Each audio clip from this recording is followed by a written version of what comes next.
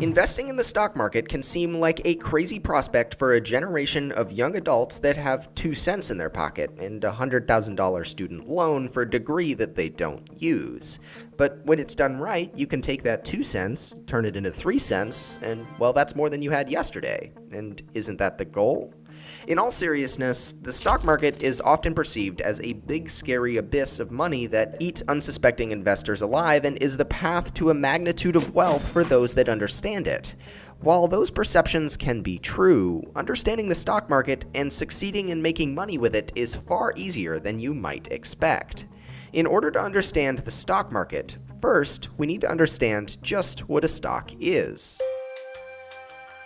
A stock, otherwise known as a share, is a financial token or instrument that signifies ownership of a company in some proportion. Basically, if Amazon had 1,000 shares and you bought 1 share, you would own 1/1000th of Amazon. In reality, Amazon and companies alike have millions of shares, but that sums up the point. When you own a stock, that means that you own a portion of that company, and as the value of that company increases, so does your stock price.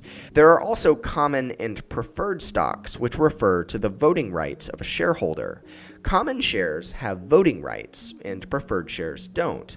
When you have voting rights, you can vote on things like board elections, mergers, and other financial decisions.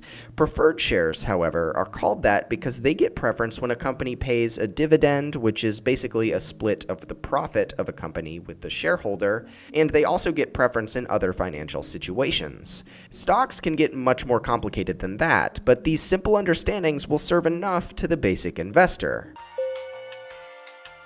The next thing you might be wondering is why exactly companies will sell stocks. And that answer is simple: to get money.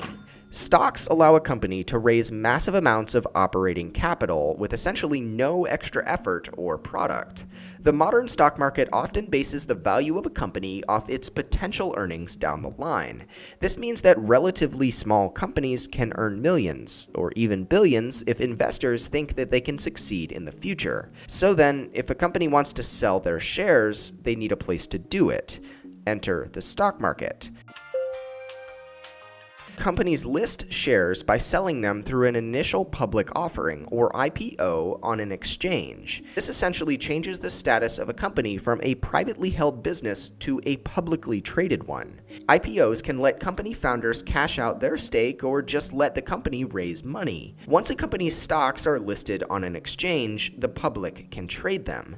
Usually prices will fluctuate based off of public opinion, but the more concrete trends and fluctuations are usually dependent upon a company's earnings and operations. These can be measured by PE ratios, or price to earnings ratios, as well as a variety of other metrics. This is usually where casual investors get scared and their eyes start to glaze over. But fear not, it's not as complicated as it sounds.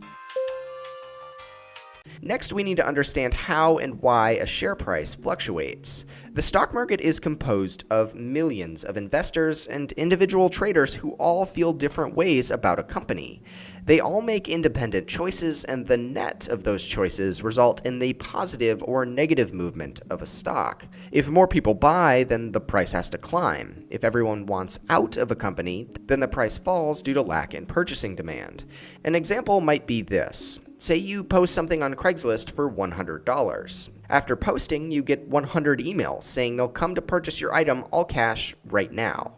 Most people at this point might start thinking that they priced their item too low and thus raise the price until, in theory, it reaches the most that the one single last buyer will pay for it. Conversely, if you receive no offers, you'll likely keep dropping the price until someone bites. This is similar to how the stock market moves, except that the price rise and drop isn't done consciously, rather by millions of transactions every second, supply and demand. Which brings us to that topic. For every stock purchase or sale, there has to be a buyer and a seller. If there are more buyers, then the price will go up. If there are more sellers, the price will go down. Traders often might talk about the bid-ask spread, which basically means the difference between the bid, or what someone is willing to pay to buy a share, and the ask, or what someone is willing to sell a share for.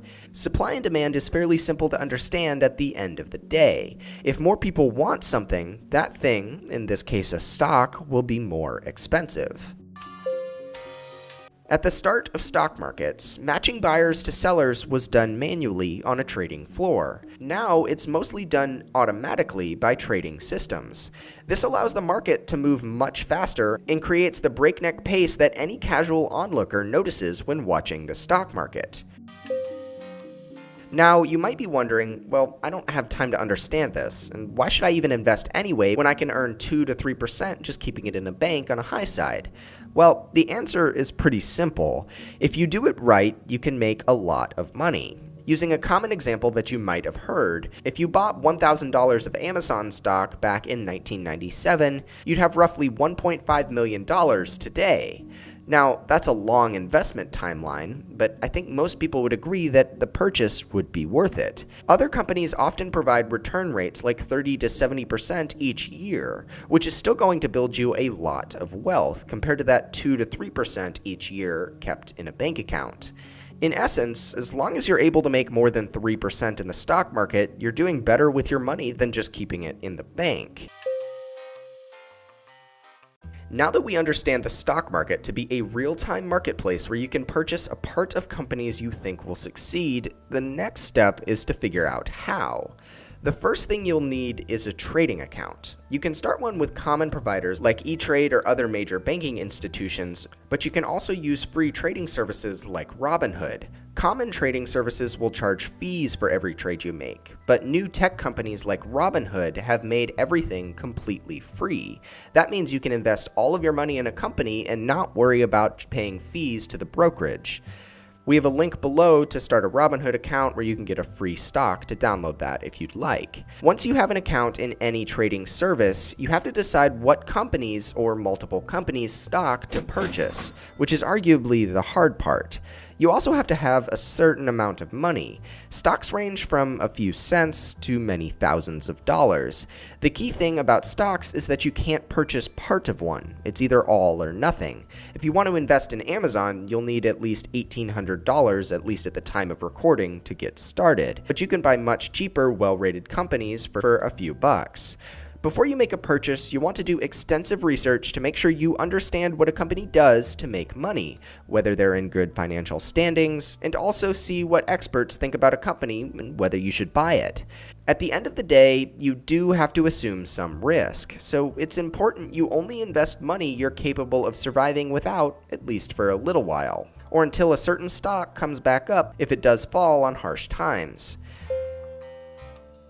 In this video, we've covered the basics of the stock market, how it functions, and ways to get started with it. We didn't cover much of the technical analysis that goes into evaluating a company, much of the terminology around stock trading, or even ways to trade without actually having the money you're purchasing stocks with, called margin. And that's okay. For the beginning investor, the best way to learn the stock market and to get involved is to take a few bucks you're okay with losing and getting your hands dirty and invest wisely.